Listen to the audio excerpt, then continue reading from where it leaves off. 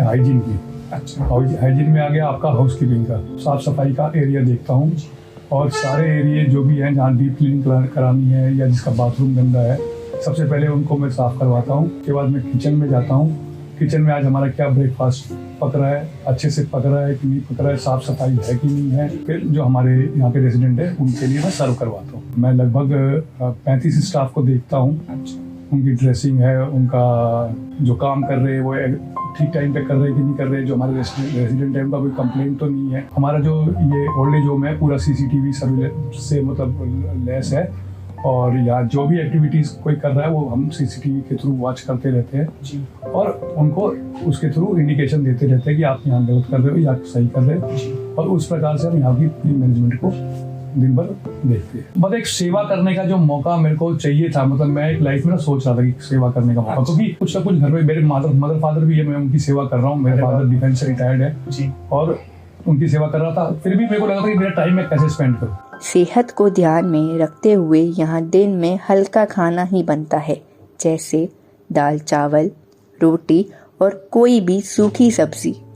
Daily nursing staff भी है मेरे साथ एक, तो डेली इनके वाइटल चेक करना, हाइजीन चेक करना, जो डाइपर पे पेशेंट हैं डाइपर चेंज कराना, उसके बाद स्पंजिंग कराना, जो अटेंडेंट्स हैं उनसे मेल है तो मेल, फीमेल है तो फीमेल, इंसुलिन्स वगैरह कुछ लोगों की चलती है, कुछ लोगों की ड्रेसिंग्स हैं, तो वो सारा मैनेज करना। यहाँ हमने मेडिकल विंग बना रखा है अपना, बैक साइड में आपने देखा होगा। तो अगर IV फ्लूइड्स है, स्टिचेस वगैरह है या राइस ट्यूब डालनी है, कैथेटर डालना है तो माइनर हम यही कर लेते हैं। ऑक्सीजन कंसंट्रेटर वगैरह सब कुछ है हमारे पास।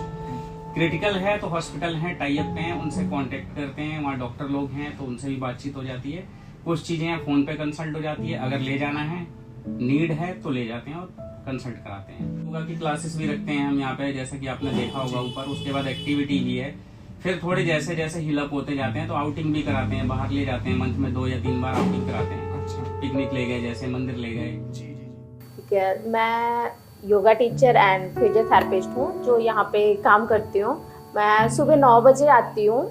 उसके बाद से मेरा रूटीन स्टार्ट हो जाता है कि एक अंकल को थेरेपी, फिर उसके बाद दूसरे अंकल को थेरेपी। योगा क्लास 1 घंटे का होता है जो 11 से 11:30 से 12:30 होता है। तो उसमें सारे अंकल आंटी आते हैं योगा क्लास के लिए। फिजियोथेरेपी में एक्चुअली ये होता है कि जैसे नी पेन, बैक पेन, मतलब नॉर्मली पेन के भी आते हैं, पैरालिसिस पेशेंट भी आते हैं, कई तरह की थेरेपी होती है। तो उनमें वो सपोर्ट दे के उठाना, फिर उनको बताना कि हाँ आप चलते रहो, चलोगे नहीं तो स्टिफ हो जाएगी बोन।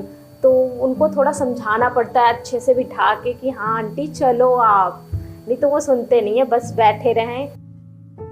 वो 2 साल हो गया उनको, वो थेरेपी ले रहे थे तो उनको कोई फ़र्क नहीं पड़ा। यहाँ आने के बाद जब मैंने थेरेपी स्टार्ट करी, अभी वो चलने लगे हैं तो वो उनको ऐसा लगता है कि हाँ ये है जो मुझे चला सकती है, तो वो बेटी की तरह मानते हैं।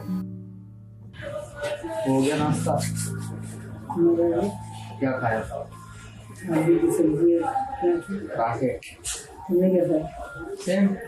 2019 में आया था, जब से मैं यहीं से जुड़ा हूँ इसी संस्था के साथ। मैं मेडिकल स्टाफ हूँ यहाँ पे। BP, पल्स ऑक्सीमीटर, कैथेटर या किसी को ड्रिप चढ़ानी होती है या किसी को स्टिच लगानी होती है तो वो चीज़ हम यहीं पे लगाते हैं। मैंने किया 1-2 महीना तो मेरे को अच्छा लगा, फिर उसके बाद मैं यहीं रह गया, यहाँ से नहीं गया। यहीं मन लगने लगा मेरा, फिर मैं यहीं रुका हूँ। अगर मैं छुट्टी चला जाता हूँ 1 दिन के लिए घर तो कहते हैं कहाँ गया था, देखा नहीं, पूछने लगते हैं।